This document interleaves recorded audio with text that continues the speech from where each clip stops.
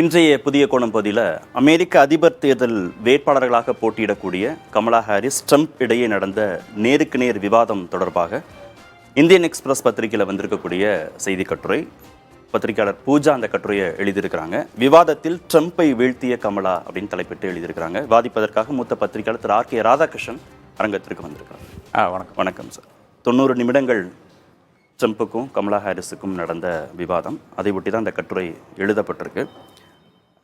கட்டுரை அவங்க இருவருக்கும் நடந்த விவாதம் குறித்து அதிகமாக பேசுது. அதுக்கு போகிறதுக்கு முன்பாக வெள்ளை இனத்தவர் அல்ல கமலா ஹாரிஸ் அப்படிங்கிறதே கூடுதல் பலம்ங்கிறதுலன்னா கட்டுரை அவர் தொடங்குறாரு. உண்மையிலேயே அவங்களுக்கு கூடுதல் பலம் தானா? இல்லை, வெள்ளை இனத்தவர் ஒரே ஒரு எக்ஸாம்பிள் சொல்கிறேன். அதாவது நான் மாலத்தீவில் இருந்த டைமில் வந்து என்னுடைய நண்பர் ராய்ட்டர்ஸ் கரஸ்பாண்டன்ட் ஒரு வெள்ளை இனத்தை சார்ந்தவர். அவருக்கு ஒரு ஃபோன் கால் வருது. எங்கன்னு பார்த்தீங்கன்னா ஸ்ரீலங்கன் சென்ட்ரல் பேங்க் கவர்னர் வந்து இவர் கூப்பிட்டு இந்த மாதிரி ரேட்ஸ் வந்து நாளைக்கு இந்த டைமில் வந்து ஃபிக்ஸ் பண்ண போகிறேன், இதை தான் ஃபிக்ஸ் பண்ண போகிறேன்னு சொல்லிட்டு முன்கூட்டியே அவருக்கு வந்து தகவல் கொடுக்குறாரு. நான் அந்த டைமில் வந்து ஜனாதிபதி கூடயும் பிரைம் மினிஸ்டர் கூடயும் அங்கே இருக்கின்ற அனைவருடையும் நல்ல நட்புறவை வந்து வைத்திருந்த ஒரு நபர். எனக்கு கொடுக்காத தகவல் எப்படி உனக்கு கிடைக்குதுன்னு நான் அவர்கிட்ட கேட்டேன். ஐ ஆம் ஒயிட், டீல் வித் இட் அப்படின்னாரு. நான் வெள்ளைக்காரன், அதை வந்து நீங்கள் வந்து அனுமதித்தான் ஆக வேண்டும், நீங்கள் இதை கடந்து தான் போக வேண்டும். அப்போ வெள்ளைக்காரர்களுக்கு எல்லா இடத்துலையுமே ஒரு சொகுசு வாழ்க்கை அமையறதுக்கு ஒரு பிரச்சனை மரியாதை இருக்குது. எல்லா இடத்துலையுமே அது அந்த ஒரு ஸ்கின்னாலே வந்துடுது. அப்போ ஹிலரி கிளின்டன் தோக்கிறதுக்கு காரணமும் ஒருவேளை அவர்கள் வந்த அந்த வழிங்கிறது அவ்வளோ மோசமான வழியாக இருக்காது. அதாவது ஒரு இமிகிரண்ட் வருகின்ற வழி இருக்கு இல்லையா, கமலா ஹாரிஸ் ஆனாலும் சரி, நானாலும் சரி, நீங்களானாலும் சரி, அந்த கஷ்டப்பட்டு வருகின்ற பாதை என்பது மிக மிக கடினமான பாதையாக இருக்குது. நீங்கள் செல்வந்தராக இருக்கலாம், ஆனால் நீங்கள் வெள்ளைக்காரர் இல்லைன்னா மிக மிக கடினமாக உழைத்து தான் நீங்கள் முன்னாடி வர முடியும். ஆப்பிரிக்க அமெரிக்கர்னு தன்னை முன்னிலைப்படுத்திக்க கமலா விரும்புகிறாங்க. கொஞ்ச நாள் முன்னாடி இந்தியர்னு முன்னிலைப்படுத்திக்கிட்டாங்க. எனக்கு இவங்க இந்தியரா இல்லை ஆப்பிரிக்க அமெரிக்கரான்னு குழப்பமாக இருக்குன்னு இன ரீதியான விமர்சனங்களை திரு ட்ரம்ப் வந்து வச்சார். அதுக்கு வெள்ளை மாளிகை வந்து அவங்க துணை அதிபர் இந்த மாதிரி இன ரீதியிலான பாகுபாடுகள்லாம் பேசக்கூடாது, அது அவங்களே முடிவு பண்ணணும், அது தனிமனித உரிமை அப்படின்னு அவங்க தரப்பில் விளக்கம் கொடுத்தாங்க. இங்கே வெள்ளை இனத்தவர் அல்லன்றது கூடுதல் பலம் அமெரிக்க அதிபர் தேர்தல்லன்றதை எப்படி நம்ம புரிஞ்சுக்கலாம்? அது அவ்வளோ கஷ்டப்பட்டு வந்தாங்க ஒன்று. ரெண்டாவதாக யார் அதிகமாக வாக்குகள் வந்து அங்கே ஓட் பண்ணுவாங்கன்னு பார்த்தீங்கன்னா அது வெள்ளைக்காரர்கள் தான் இருப்பாங்க. அவர்களுக்கு ஓரளவுக்கு சமூகத்தில் வந்து ஒரு அந்தஸ்து இருக்கும், ஒரு நிலை இருக்கும், விலை இருக்கும், வேலை இருக்கும், ஸ்டேபிள் ஜாப் இருக்கும்.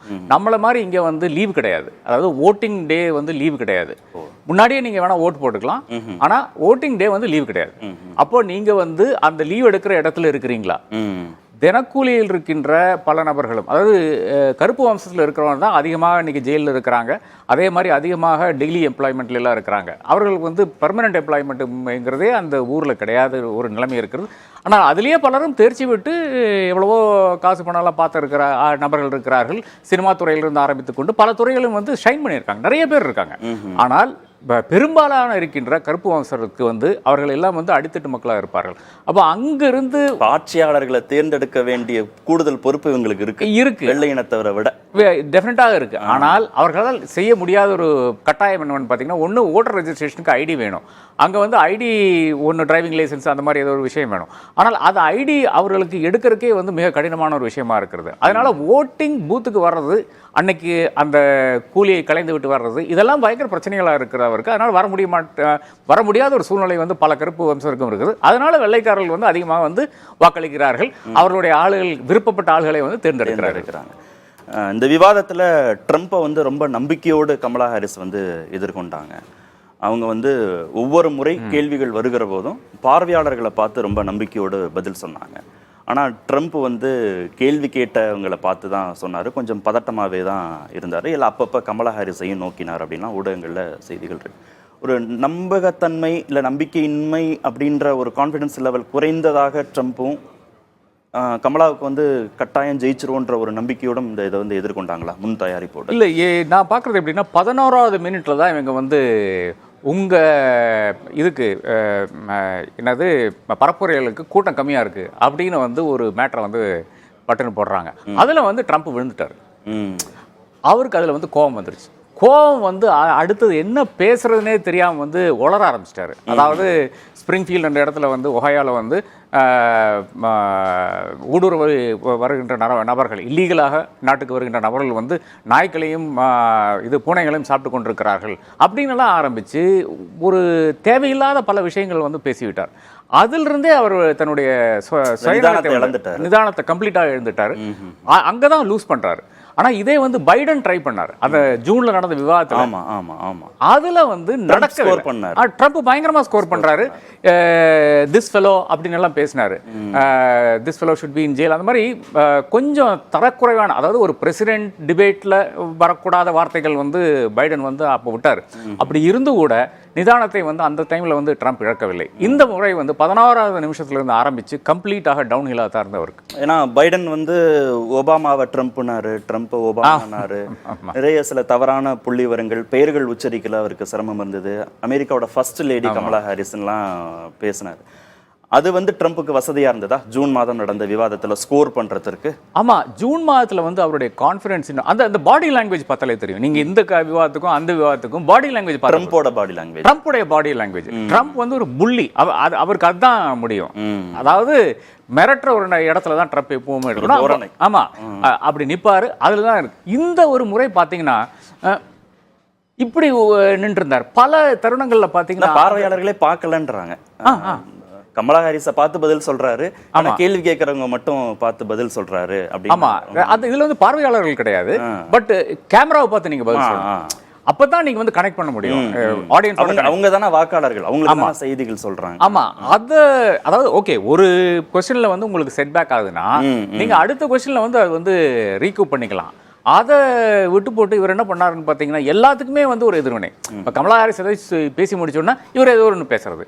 அதே மாதிரி அந்த ஆங்கர்ஸும் வந்து குறிப்பாக இந்த மாதிரி ஃபேக்ட் செக் பண்ணிருக்காங்க. ஆமாமா, முதன்முறையாக ஃபேக்ட் செக் பண்ணிருக்காங்க. ஆமா, அது முன்னாடி எல்லாம் அனுமதித்தே கிடையாது. ஆனால் கமலா ஹாரிஸ்னுடைய வற்புறுத்தல்னால, அதாவது டிபேட்னா இன்னென்ன விஷயங்கள் செய்யக்கூடும், இன்னென்ன விஷயங்கள் செய்யக்கூடாதுன்னு இருக்கிறது. ஆடியன்ஸ் வேண்டாம் என்று சொன்னதும் கமலா ஹாரிஸாகத்தான் நான் அறிகிறேன். ஏன்னா ஆடியன்ஸ் இருந்ததுன்னா ஒரு தரப்பினர் வந்து அந்த கரவசை எழுப்புவார்கள், இல்லை என்றால் ஏதாச்சும் ரியாக்ஷன் வரும். அதில் வந்து டென்ஷன் ஆகக்கூடாது என்ற விலையில். அப்போ என்னென்ன கமலா ஹாரிஸ்னுடைய ஸ்ட்ரென்த் இருந்ததோ அந்த ஸ்ட்ரென்த் எல்லாம் விட்டு கொடுத்த மாதிரி தான் தெரியுது. அப்போ இந்த டிபேட்டுக்கு முன்னாலேயே இந்த டிபேட் வந்து அவர் ட்ரம்ப் லூஸ் பண்ணிட்டாருன்னு தான் நான் நினைக்கிறேன். கமலாவோட வாதங்களை எதிர்கொள்ள முடியல ட்ரம்ப்னால அப்படின்னு. பொருளாதார நெருக்கடி இருந்தது நீங்க ஆட்சி செய்த காலத்துல. கோவிட் தொற்றை வந்து நீங்க வந்து சரியா கையாளல. உங்க மேல நிறைய கிரிமினல் குற்றச்சாட்டுகள்லாம் இருக்கு அப்படிலாம் நிறைய கமலா ஹாரிஸ் குற்றச்சாட்டு வைக்கும்போது அதை சரியாக கவுண்டர் பண்ண முடியல ட்ரம்ப்னால அப்படின்றதும் விவாதத்தில் பார்த்துருக்காங்க. ஆமா, அது என்னவென்றால் அதுக்கு இவர் பதிலளிப்பதை விட்டு வேற ஏதோ விஷயங்களை வந்து பேசிக் கொண்டிருந்தார். அந்த வேற ஏதோ விஷயங்கள் வந்து இன்று இருக்கின்ற பொருளாதாரத்தினுடைய நிலை பற்றி அவர் பேசல. அதை வந்து குறிப்பாக ஒவ்வொரு பொருளினுடைய விலையும் வந்து 40% 50% வந்து அதிகரித்திருக்குது இப்போ அமெரிக்காவில். மிக மிக மோசமான ஒரு நிலைமையில் வந்து அமெரிக்க மக்கள் விலைவாசி பயங்கரமான உயர்வா இருக்கு. இன்ஃப்ளேஷன் எங்கேயோ போயிருக்கு. அது ஒண்ணு. ரெண்டாவது வந்து பார்டர் கண்ட்ரோல். இந்த ரெண்டு விஷயங்களை வந்து அவர் வந்து அடித்துக்கொண்டே இருந்தால் தாராளமாக இந்த டிபேட் வந்து ஜெயிச்சிருக்கலாம். ஆனால் ட்ரம்ப் என்ன பண்ணாருன்னு பார்த்தீங்கன்னா கமலா ஹாரிஸ் என்னென்ன விஷயங்களை பேசுகிறாங்களோ அந்த விஷயங்களை ஒட்டி அதற்கு எதிர்வினையாக இருக்கின்ற விஷயங்களை மட்டும் பேசிக்கொண்டிருந்தாரே தவிர அவருடைய ஸ்ட்ரென்த்துக்கு அவர் போகல. அவருடைய வீக்னஸ்ல இருந்து அவர் வந்து பிளே பண்ணி கொண்டிருந்தார். உக்ரைன் ரஷ்யா போர் வந்து வராம பார்த்துருக்க முடியும், இஸ்ரேல் காசா போர் வராம பார்த்துருக்க முடியும், பாலஸ்தீனர்கள் 40,000 பேர் இறந்து போகாம தடுத்திருக்க முடியும் கமலா ஹாரிஸ் நினைச்சிருந்தா அப்படின்னு ட்ரம்ப் சொல்றாரு. நான் ஆட்சி பொறுப்புல இருந்திருந்தா இதெல்லாம் வந்திருக்காது, நான் நிறுத்திருப்பேன். ஏன்னா உக்ரைன் ஜெயிக்கணுமா ரஷ்யா ஜெயிக்கணுமான்னு கேக்குறாங்க, போரை நிறுத்தணும்ன்றதான் என்னுடைய நோக்கம்னு அவர் சொல்றாரு. அதெல்லாம் நல்ல கவுண்டரா தானே இருந்தது ட்ரம்ப் தரப்புல வைக்கிற போது. ஆமா, ஆனா அது வந்து அப்படியே பேசிட்டு கடந்து போயிடுறாரு. நீங்க அதே பாயிண்ட்டுக்கு மறுபடியும் வரணும். ஏன்னா 2-3 கொஸ்டின் அதுல வருது. காசா வருது, ஃபர்ஸ்ட் உக்ரைன் வருது, அப்புறம் ஆப்கானிஸ்தான்ல இருந்து அமெரிக்க படைகள் திரும்ப பெற்றுக்கொண்டது குறித்து இந்த 3-4 விஷயங்கள் வந்து அவர் வந்து கோடிட்டு காட்டியிருக்க வேண்டும், அதில் அழுத்தம் கொடுத்திருக்க வேண்டும். அந்த அழுத்தம் கொடுக்கவில்லை. அப்புறம் எங்கே லூஸ் பண்ணாருன்னு பார்த்தீங்கன்னா நீங்கள் குறிப்பிட்ட அந்த விஷயம் தான். அதாவது உக்ரைன் போர் வெல்ல வேண்டுமா என்று ஒரு கேள்வி வருகிறது. இவருக்கு வந்து பதில் அளிக்க மாட்டேங்கிறார். போரை நிறுத்தணும்ன்ற அந்த ஒரு பதில். செலன்ஸ்கியோடையும் பேசினேன், புட்டினோடையும் பேசினேன். ஆமா, அது ஏன் சொல்ல முடியவில்லை என்று அமெரிக்க மக்கள் வந்து நிச்சயமாக யோசிப்பார்கள். அதை நினைக்கிற மக்கள், அதாவது அந்த கொஞ்சம் ஆழமாக யோசிக்கின்றவர்கள் வந்து இன்னைக்கு அதான எல்லாம் செல் பண்ணி கொண்டிருக்கிறார்கள். என்ன விற்பனை செய்து கொண்டிருக்கிறார்கள். இந்த மாதிரி யுக்ரைன் ஜெயிக்கணும், உக்ரைன் ஜெயிச்சா வந்து நமக்கு வந்து பாதுகாப்பு அதிகரிக்கப்படும் அமெரிக்காவுக்குன்னு ஒரு உறுதியான ஸ்டாண்ட் எடுக்கல அப்படின்னு சந்தேகம் வந்திருக்கும். ஆமா, நிச்சயமாக. அப்போ ஏதோ ரஷ்யா கூட ஏதோ டீல் வச்சிருக்காரு, புட்டினை பயக்கிறாரு. அந்த ஒரு ஸ்பின் வந்து இப்போ வந்து தாராளமாக கமலாவினுடைய கேம்பெயின் வந்து அவித்து விட்டு கொண்டிருக்கிறது. அதற்கு கவுண்டர் வந்து இன்னும் வந்து ட்ரம்ப் இடமிருந்து வரவில்லை.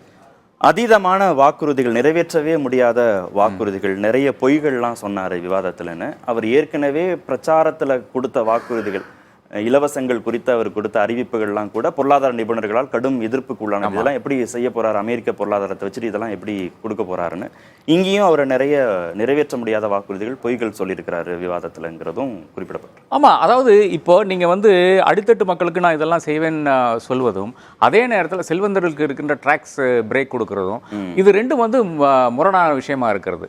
ஒன்னும் நீங்க வந்து செல்வந்தர்க்க வேறுபாடு, இடைவெளி அதிகப்படுத்திடும். ஆமா ஆமா, ஒன்னும் வந்து டாக்ஸ் இங்க அதிகரிக்க வேணும், அதாவது செல்வந்தர்களுக்கு அதிகரிக்க வேணும். அப்பதான் நீங்க வந்து ஆமா கொடுக்க முடியும். என்றால் அந்த அளவுக்கு டெபிசிட் இப்போ இருக்கிறது. இந்த டெபிசிட்டை வைத்துக்கொண்டு நீங்க வந்து தாராளமாக நீங்க எங்க கட் பண்ண முடியும், அதாவது என்ன ஸ்பெண்டிங் நீங்க கட் பண்ண முடியும்னா, இப்போ ஒபாமா கேர் அது வந்து ஃபெயிலியர் ஆயிடுச்சு, அதனால வந்து கொடுக்க போறதில்லைன்னு சொன்னீங்கன்னா, இன்சுலின் அங்கே வந்து $2000 வித்துட்டு இருக்காங்க. இதை விட பெரிய ஒரு அவலமே கிடையாது. இப்போ தான் அது ஒரு $35 ஏதோ கொண்டு வந்திருக்காங்க. $2000 எல்லாத்துக்குமே வந்து உங்களுக்கு அட்மிஷன் தேவைப்படுகிறது. எமர்ஜென்சிக்கு ரூம் வழியாக தான் உங்களுக்கு என்ன ட்ரீட்மெண்ட்டும் வரும். என்னுடைய நண்பர் வந்து ஏதோ காலில் ஏதோ விழுந்துட்டாரு, அப்போ காலில் ஏதோ ஒரு ஃப்ராக்சர் மாதிரி ஆயிடுச்சு. அவர் வந்து நியூயார்க்கில் எமர்ஜென்சி ரூமுக்கு அணுகிறார். அங்கே போயிட்டு 8 மணி நேரம் அவருக்கு வந்து ஒருத்தர் வந்து அட்டென்ட் பண்ணுறதுக்கு. ஏனென்றால் எமர்ஜென்சி ரூமில் வந்து எமர்ஜென்சி மட்டும் தான் ட்ரீட் பண்ணுவாங்க. அப்போ ஃபஸ்ட்டு ப்ரையாரிட்டி யார்? எவன் வந்து சாக போகிறானோ அவனுக்கு வந்து ஃபஸ்ட்டு ப்ரையாரிட்டி. 8 மணி நேரத்துக்கு பிறகு யாரோ வந்து பார்த்து கொஞ்சம் இது பண்ணாங்க. அதன் பிறகு மறுபடியும் ஒரு நாளைக்கு பிறகு தான் அடுத்த ஒரு இது வருது, ஒரு எக்ஸாமினேஷன் வருது. அப்போ அந்த அளவுக்கு அவலமான ஒரு சிஸ்டமாக இருக்கிறது. இதை எப்படி தடுக்க முடியும், இதை எப்படி மாற்ற முடியும் என்ற அந்த விஷயத்தை வந்து ட்ரம்ப் வந்து யோசிக்கவே மாட்டேங்கிறாரு. அந்த இடத்துல அவர் பேச மாட்டேங்கிறார். கமலா ஹாரிஸ் வந்து அமெரிக்கர்களுக்கான திட்டங்கள் அப்படிங்கறத வந்து நிறைய முன்னிலைப்படுத்தி விவாதத்துல பேசினாங்கிறதும் கட்டுரையில் குறிப்பிடும். ஆமா, அதனால இப்ப கமலா ஹாரிஸ் என்ன பண்றாங்கன்னு பாத்தீங்கன்னா, அங்க இருக்கிற வந்து இவங்க வந்து லெஃப்ட், இவங்க வந்து கம்யூனிஸ்ட் எல்லாம் பேசுறாங்க, மார்க்சிஸ்ட்னு சொன்னாங்க, அதான் சோசியலிஸ்ட், இந்த மாதிரியான வார்த்தைகள் பிரயோகம் வந்து அங்க நடந்துட்டு இருக்குது.